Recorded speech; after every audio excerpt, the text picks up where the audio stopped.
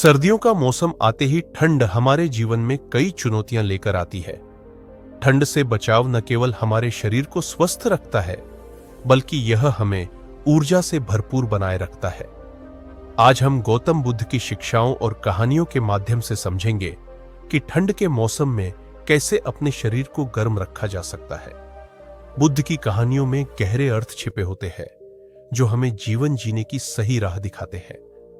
बहुत समय पहले गौतम बुद्ध अपने शिष्यों के साथ विहार करते हुए एक गांव में पहुंचे। यह सर्दियों का समय था और पूरा गांव ठंड से कांप रहा था। लोगों ने बुद्ध से पूछा, भगवान, इस कड़कड़ाती ठंड में आप इतने शांत और संतुलित कैसे रहते हैं? आपके शिष्य बिना किसी भारी कपड़ों के भी ठंड से परेशान नहीं दिखते। कृपया हमें इसका रहस्य बताएं। बुद्ध मुस्कुराए और बोले, यह कोई रहस्य नहीं है, यह प्रकृति के साथ सामंजस्य स्थापित करने का परिणाम है। ठंड को स्वीकार करना और उससे लड़ने के बजाय उसके अनुसार खुद को ढालना ही समाधान है। अब बात करेंगे बुद्ध की शिक्षाओं से सबक। 1. आंतरिक ऊर्जा का विकास। बुद्ध ने बताया कि हमारा शरीर और मन एक दूसरे से जुड़े हुए हैं। ठंड से बचने के लिए केवल बाहरी उपाय पर्याप्त नहीं है, हमें अपनी आंतरिक ऊर्जा को भी जागृत करना होगा। योग, प्राणायाम और ध्यान के माध्यम से शरीर की ऊर्जा को बढ़ाया जा सकता है। सुबह उठकर प्राणायाम करें, खासतौर पर भस्त्रिका और अनुलोम विलोम। इससे शरीर में गर्माहट पैदा होती है। ध्यान करते समय अपनी सांसों पर ध्यान केंद्रित करें। 2. सही आहार का सेवन। बुद्ध ने अपने शिष्यों को सिखाया कि भोजन का चयन मौसम के अनुसार होना चाहिए। सर्दियों में गर्म प्रकृति वाले खाद्य पदार्थ जैसे अदरक, गुड़, तिल और मूंगफली का सेवन करें। गर्म सूप, हल्दी वाला दूध और हर्बल चाय को अपनी दिनचर्या में शामिल करें। ज्यादा ठंडा पानी पीने से बचें, इसके बजाय गुनगुना पानी पिएं। 3. सर्दी से बचने के बाहरी उपाय। बुद्ध ने कहा कि ठंड से बचने के लिए साधारण उपायों को अपनाना चाहिए। शरीर को गर्म रखने के लिए कई हल्के और ऊनी कपड़ों की परत पहने, पैरों को गर्म रखने के लिए मोजे पहने और सिर को ढके। ठंडी हवाओं से बचने के लिए घर में हीटिंग साधनों का उपयोग करें। एक बार बुद्ध का एक शिष्य ठंड से कांपते हुए उनके पास आया। उसने कहा, गुरुजी, मैं ध्यान नहीं कर पा रहा हूं, यह ठंड मुझे विचलित कर रही है। बुद्ध ने उत्तर दिया, तुम्हारा मन ही तुम्हारे शरीर को ठंड का एहसास कराता है। अगर तुम अपने मन को शांत करोगे और ठंड को स्वाभाविक मानोगे तो यह तुम्हें परेशान नहीं करेगी। उन्होंने उसे ध्यान सिखाया और सिखाया कि कैसे गहरी सांस लेकर अपने शरीर में गर्मी उत्पन्न करें। अब बात करते हैं सर्दियों में ध्यान और योग के लाभ। बुद्ध के अनुसार ध्यान और योग न केवल मन को शांत करते हैं, बल्कि शरीर की गर्मी को भी बनाए रखते हैं। ध्यान। ठंड में ध्यान करते समय ऊनी कपड़े पहने और शांत स्थान पर बैठे। कल्पना करें कि सूरज की गर्म किरणें आपके शरीर को गर्म कर रही है। योग। सूर्य नमस्कार, ताड़ासन और मकरासन जैसे आसनों का अभ्यास करें। शरीर में रक्त प्रवाह को तेज करने के लिए नियमित रूप से हल्का व्यायाम करें। अब बात करते हैं सामाजिक और प्राकृतिक सामंजस्य। बुद्ध ने सिखाया कि प्रकृति के साथ सामंजस्य स्थापित करना चाहिए। लकड़ी जलाकर अलाव बनाएं और परिवार के साथ बैठकर समय बिताएं। सर्दियों में जरूरतमंदों को गर्म कपड़े और कंबल दान करें। यह न केवल उनके शरीर को गर्म करेगा, बल्कि आपके मन को भी गर्मजोशी का एहसास देगा। बुद्ध की शिक्षाओं के और पहलू। 4. सकारात्मक दृष्टिकोण अपनाएं। बुद्ध ने कहा था कि हमारे विचारों का सीधा असर हमारे शरीर पर पड़ता है। जब हम ठंड के बारे में नकारात्मक सोचते हैं तो हमारा शरीर और अधिक ठंड महसूस करता है। आभार व्यक्त करें। सर्दियों को मौसम का एक उपहार माने। यह हमें गर्म कपड़ों, स्वादिष्ट भोजन और परिवार के साथ समय बिताने का अवसर देता है। अपने मन में ठंड के प्रति सकारात्मक सोच विकसित करें। उदाहरण के लिए सोचें कि ठंडी हवा आपके चेहरे को तरोताजा कर रही है। 5. प्राकृतिक उपचार अपनाएं। बुद्ध हमेशा प्राकृतिक चीजों को अपनाने पर जोर देते थे। सर्दियों में भी प्राकृतिक उपाय बेहद फायदेमंद होते हैं। तुलसी और अदरक की चाय, यह न केवल शरीर को गर्म रखती है, बल्कि इम्यूनिटी भी बढ़ाती है। सरसों का तेल मालिश, शरीर में रक्त संचार को तेज करने के लिए सरसों या तिल के तेल से मालिश करें। अरोमा थेरेपी, चंदन, लौंग या दालचीनी के तेल का उपयोग करके घर में गर्माहट का माहौल बनाएं। एक बार बुद्ध और उनके शिष्य ठंड के मौसम में एक नदी पार करने के लिए पहुंचे। नदी का पानी बेहद ठंडा था। एक शिष्य ने कहा, गुरुजी, यह पानी पार करना असंभव है। यह ठंड हमें बीमार कर सकती है। बुद्ध ने उत्तर दिया, यदि तुमने पहले ही इसे असंभव मान लिया तो यह वास्तव में असंभव हो जाएगा। ठंड को महसूस करो, लेकिन उससे डरो मत। अपने शरीर और मन को तैयार करो। इसके बाद उन्होंने गहरी सांस ली, ध्यान किया और नदी पार कर गए। उनके शिष्यों ने उनकी विधि को अपनाया और आसानी से नदी पार कर ली। इस कहानी से हमें सीखने को मिलता है कि ठंड को चुनौती के रूप में नहीं, बल्कि अनुभव के रूप में देखें। बुद्ध ने हमेशा सामूहिकता और सहयोग पर जोर दिया।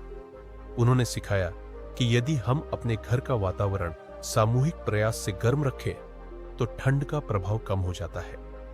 घर में गर्म कपड़े और रजाई का उपयोग करें। खिड़कियों और दरवाजों को बंद रखें ताकि ठंडी हवा अंदर न आ सके। धूप का अधिकतम लाभ उठाएं। दिन में खिड़कियां खोलें और सूरज की गर्मी को अंदर आने दें। बुद्ध ने शरीर की आंतरिक ऊर्जा को बनाए रखने के लिए गर्म तरल पदार्थों का सेवन करने की सलाह दी। जड़ी बूटियों की चाय, दालचीनी, इलायची, सौंफ और तुलसी का मिश्रण शरीर को गर्म और रोगों से दूर रखता है। गुड़ और नींबू का पानी, ये शरीर में गर्माहट लाने के साथ साथ डिटॉक्स का काम करता है। हल्दी वाला दूध, रात को सोने से पहले इसे पीने से सर्दी जुकाम की संभावना कम होती है। बुद्ध ने समुदाय के महत्व पर जोर दिया। ठंड के मौसम में सामुदायिक जीवन से जुड़ने का महत्व और भी बढ़ जाता है। परिवार के साथ समय बिताएं, एक साथ भोजन करें, आग के पास बैठे और कहानियां सुने। जरूरतमंदों की मदद करें। यह न केवल दूसरों के लिए बल्कि आपके अपने दिल के लिए भी गर्मजोशी लाएगा। सर्दियों के त्योहार मनाएं। बुद्ध ने सिखाया कि खुशियों को बांटने से मन में गर्माहट बढ़ती है। बुद्ध ने सिखाया कि शरीर को आराम देना बेहद जरूरी है। सर्दियों में पर्याप्त नींद लेना और सही समय पर सोना उठना शरीर को ठंड से बचाने में मदद करता है। सर्दियों में 7 से 8 घंटे की नींद लें। सोने से पहले गुनगुना पानी पिए। इलेक्ट्रॉनिक उपकरणों से दूर रहें और ध्यान लगाकर सोने जाएं। बुद्ध की शिक्षाओं का मूल यह है कि हमारे दृष्टिकोण का सीधा प्रभाव हमारे अनुभवों पर पड़ता है। यदि हम ठंड को नकारात्मक रूप में देखेंगे तो यह कष्टदायक लगेगी, लेकिन अगर इसे प्रकृति के एक हिस्से के रूप में स्वीकार करेंगे तो हम इसे सहजता से झेल सकेंगे। बुद्ध ने बार बार इस बात पर जोर दिया कि किसी भी परिस्थिति में मनोबल का गिरना हमारी सबसे बड़ी कमजोरी है। ठंड का असर केवल शारीरिक नहीं होता, यह मानसिक रूप से भी हमें प्रभावित कर सकता है। जब ठंड बहुत ज्यादा हो तो मन में यह ख्याल आता है कि यह सहन करना कठिन है। बुद्ध की शिक्षाओं में इसका समाधान मौजूद है। ठंड के प्रति सकारात्मक विचार अपनाने के उपाय। सकारात्मक कथन, पॉजिटिव अफर्मेशंस। मैं ठंड को सहजता से स्वीकार कर सकती हूं। यह मौसम मुझे अधिक मजबूत बना रहा है। इन वाक्यों को अपने मन में दोहराएं। यह आपके दृष्टिकोण को बदलने में मदद करेगा। प्रकृति के साथ जुड़ाव। बुद्ध ने प्रकृति के साथ सामंजस्य स्थापित करने की बात कही। ठंड को प्रकृति का एक हिस्सा मानकर स्वीकार करें। सूरज की रोशनी और ताजगी भरी ठंडी हवा को महसूस करें। खुद को व्यस्त रखें। ठंड के दौरान खुद को व्यस्त रखना बहुत जरूरी है। खाली समय में ठंड का एहसास अधिक होता है। रचनात्मक गतिविधियां करें, जैसे किताबें पढ़ना, योगाभ्यास, परिवार के साथ बातचीत करना। अब बात करेंगे ध्यान का प्रभाव। बुद्ध के जीवन का सबसे महत्वपूर्ण हिस्सा ध्यान था। ध्यान न केवल मन को शांत करता है बल्कि शरीर को भी गर्म रखता है। ठंड में ध्यान करने से आपके शरीर की आंतरिक गर्मी संतुलित रहती है। ठंड में ध्यान करने के तरीके। गर्म वातावरण तैयार करें।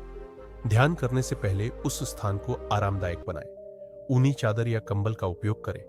सांस पर ध्यान दें। धीरे धीरे गहरी सांस लें और छोड़ें। गर्मी का अनुभव करें। ध्यान के दौरान कल्पना करें कि आपके शरीर में गर्म ऊर्जा प्रवाहित हो रही है। ध्यान की मुद्राएं। पद्मासन या सुखासन में बैठे और रीढ़ को सीधा रखें। बुद्ध ने कहा था, ध्यान वह आग है जो भीतर की ठंड को पिघला देती है। अब बात करेंगे सामूहिक गतिविधियां। बुद्ध ने हमेशा समाज के साथ जुड़कर जीवन जीने की बात कही। ठंड में सामूहिकता और भी अधिक प्रभावशाली होती है। गर्म स्थान पर सामूहिक ध्यान करें। यह शरीर और मन को शांत रखने में मदद करता है। सर्दियों के लिए सामूहिक दान अभियान चलाएं। ठंड में जरूरतमंदों को गर्म कपड़े, रजाई और भोजन देना न केवल उन्हें राहत देता है, बल्कि आपके मन में भी संतोष और गर्माहट का अनुभव कराता है। सर्दियों के त्योहारों का आयोजन करें। बुद्ध के समय में शिष्य एकत्र होकर शांति और प्रेम के संदेश फैलाते थे। इसी प्रकार सर्दियों में सामूहिक आयोजन करके सकारात्मक ऊर्जा फैलाए। बुद्ध ने प्रकृति के हर तत्व को सीखने का स्रोत माना। ठंड भी हमें कई महत्वपूर्ण बातें सिखाती है। संयम और सहनशीलता। ठंड हमें यह सिखाती है कि जीवन में हर परिस्थिति को सहन करना संभव है। आत्मनिरीक्षण। सर्दियों का मौसम आत्मनिरीक्षण का सबसे अच्छा समय है। शांत वातावरण में खुद को समझने का प्रयास करें। धैर्य का विकास। ठंड हमें धैर्यवान बनाती है। यह हमें सिखाती है कि कठिन समय भी गुजर जाता है। बुद्ध ने कहा था, जो व्यक्ति ठंड को बिना शिकायत के सहन करता है, वह जीवन की कठिनाइयों को भी सहजता से सह सकता है। अब बात करते हैं सर्दियों के समय का सदुपयोग, ज्ञानार्जन और आत्मविकास। सर्दियों का समय बुद्ध के अनुसार सीखने और आत्मविकास के लिए सबसे उपयुक्त होता है। शिक्षाप्रद ग्रंथ पढ़ें। इस समय आप बुद्ध की शिक्षाओं को समझने के लिए धम्मपद या बौद्ध ग्रंथों का अध्ययन कर सकते हैं। नई आदतें विकसित करें। सर्दी के मौसम में नियमितता बनाए रखने से आपको नई आदतें डालने में मदद मिल सकती है। अब बात करेंगे सर्दी के दौरान आध्यात्मिक दृष्टिकोण। बुद्ध के अनुसार ठंड का अनुभव हमें गहराई से अपने भीतर झांकने का अवसर देता है। आत्मा की गर्मी पर ध्यान केंद्रित करें। दूसरों के प्रति दया और करुणा दिखाएं। दान और सेवा को अपने जीवन का हिस्सा बनाएं। बुद्ध का यह कथन याद रखें, जिस प्रकार आग ठंड को हराती है, उसी प्रकार प्रेम और करुणा जीवन की सभी कठिनाइयों को पिघला सकती है। अब बात करेंगे सर्दियों के लिए दिनचर्या, डेली रूटीन। बुद्ध ने जीवन में अनुशासन और दिनचर्या के महत्व पर जोर दिया। ठंड के मौसम में सही दिनचर्या अपनाने से आप ठंड से आसानी से निपट सकते हैं। सुबह की दिनचर्या। सुबह जल्दी उठे। सूरज उगने के बाद उठने से शरीर को प्राकृतिक गर्मी मिलती है। गर्म पानी से स्नान करें। स्नान के बाद शरीर पर सरसों या तिल के तेल की मालिश करें। प्राणायाम और ध्यान करें। ठंड से शरीर को गर्म और मन को शांत रखने के लिए यह सबसे प्रभावी है। दोपहर की दिनचर्या। धूप में समय बिताएं। धूप का अधिकतम लाभ लें। यह शरीर को विटामिन डी प्रदान करती है और आपको ठंड से बचाती है। पौष्टिक और गर्म भोजन करें। दाल, सूप, हरी सब्जियां और गर्म तासीर वाले खाद्य पदार्थ जैसे अदरक और लहसुन का सेवन करें। शाम और रात की दिनचर्या। शाम को हल्का व्यायाम करें। इससे शरीर में रक्त संचार बढ़ता है और गर्माहट बनी रहती है। सोने से पहले गर्म दूध पिए। हल्दी या गुड़ के साथ दूध पीने से शरीर आरामदायक महसूस करता है। पर्याप्त नींद लें। ठंड में शरीर को ज्यादा आराम की आवश्यकता होती है। समय पर सोने की आदत डालें। बुद्ध के जीवन से जुड़ी एक और कहानी बताती है कि कैसे उन्होंने ठंड में अपने शरीर को गर्म रखा। एक बार बुद्ध हिमालय के पास ध्यान कर रहे थे। ठंड इतनी तीव्र थी कि शिष्य कांप रहे थे। उन्होंने पूछा, गुरुजी, इस ठंड में आपका शरीर कैसे स्थिर और गर्म बना रहता है? बुद्ध ने उत्तर दिया, जब हम अपने भीतर की ऊर्जा को नियंत्रित कर लेते हैं तो बाहरी मौसम हमारे ऊपर असर नहीं डालता। उन्होंने तुमो नामक ध्यान तकनीक का उपयोग किया, जिसमें सांसों के माध्यम से शरीर में गर्मी उत्पन्न की जाती है। आप इसे कैसे अपना सकते हैं? गहरी सांस लें और छोड़ें। यह शरीर में ऑक्सीजन के प्रवाह को बढ़ाता है। गर्मी की कल्पना करें। ध्यान के दौरान यह सोचें कि एक गर्म प्रकाश आपके शरीर को भर रहा है। हर दिन अभ्यास करें। नियमित अभ्यास से ठंड का असर कम हो जाएगा। बुद्ध का संदेश। बुद्ध ने हमेशा करुणा और दया का महत्व बताया। उन्होंने कहा, जब आप दूसरों के लिए कुछ करते हैं तो यह आपके भीतर गर्माहट और खुशी का संचार करता है। ठंड में करुणा दिखाने के तरीके। जरूरतमंदों को गर्म कपड़े दान करें। भोजन वितरण का आयोजन करें। सर्दियों में गर्म सूप, खिचड़ी या चाय बांटना एक नेक कार्य है। अलाव जलाकर समुदाय के लोगों को साथ लाएं। ये केवल दूसरों की मदद नहीं करेगा, बल्कि आपके दिल में शांति और गर्माहट का एहसास भी करेगा। ठंड से डर को दूर करना। बुद्ध ने कहा था कि डर केवल मन का एक विचार है। जब आप इसे स्वीकार करना सीख जाते हैं तो यह आपको नुकसान नहीं पहुंचा सकता। ठंड का स्वागत करें, इसे एक अवसर के रूप में देखें। अपने मन को प्रशिक्षित करें कि ठंड केवल एक अस्थायी परिस्थिति है। ध्यान अभ्यास। मेट्टा ध्यान, प्रेम और करुणा का ध्यान। यह ध्यान मन को शांत और दिल को गर्म करता है। दूसरों के लिए प्यार और करुणा महसूस करने से ठंड का एहसास कम होता है। विपश्यना ध्यान, यह आपकी आंतरिक ऊर्जा को संतुलित करता है और शरीर को ठंड सहने में मदद करता है। एक बार बुद्ध के एक प्रमुख शिष्य अनुमल ने हिमालय में ध्यान करने का संकल्प लिया। ठंड इतनी अधिक थी कि गुफा में बर्फ जमा हो गई थी। अन्य शिष्यों ने कहा, यह असंभव है, वहां ध्यान करना आपके जीवन के लिए खतरा है। अनुमल ने उत्तर दिया, बुद्ध ने हमें सिखाया है कि हमारी आंतरिक ऊर्जा ही सबसे बड़ा हथियार है। अनुमल ने ध्यान और सांस के अभ्यास से गुफा में 3 महीनों तक ठंड का सामना किया। जब वह वापस आए तो उन्होंने कहा, मैंने सीखा कि शरीर की शक्ति हमारे मन की स्थिति पर निर्भर करती है। इस कहानी से हमें यह सीख मिलती है कि ठंड को हराने के लिए मानसिक तैयारी और आत्मनियंत्रण सबसे महत्वपूर्ण है। बुद्ध के प्रमुख उपदेश, जो अपनी सांसों पर नियंत्रण रख सकता है वह अपने शरीर पर भी नियंत्रण रख सकता है।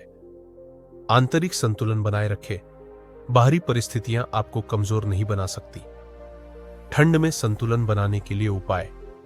ध्यान और योग के माध्यम से अपने मन और शरीर को प्रशिक्षित करें। साधारण जीवन जिए और हर परिस्थिति को स्वीकार करें। हमेशा दूसरों की मदद करने के लिए तत्पर रहें। गौतम बुद्ध की शिक्षाओं और कहानियों से हमें यह समझने को मिलता है कि ठंड केवल एक प्राकृतिक परिस्थिति है जिसे सही मानसिकता और व्यावहारिक उपायों से हराया जा सकता है। उनके संदेश हमें सिखाते हैं कि हमारा मन सबसे बड़ी शक्ति है। अगर हम अपने मन को प्रशिक्षित करते हैं तो ठंड जैसी कठिनाइयां भी हमें परेशान नहीं कर सकती। सर्दी से बचाव का सबसे बड़ा उपाय है खुद को भीतर से मजबूत बनाना। बुद्ध की शिक्षाओं को अपनाएं और हर मौसम का आनंद लें। तो दोस्तों, ये थी महात्मा बुद्ध की कहानी से प्रेरित कुछ अद्भुत सुझाव। अगर आपको यह वीडियो पसंद आया हो तो इसे लाइक करें, शेयर करें और हमारे चैनल को सब्सक्राइब करना न भूलें। धन्यवाद।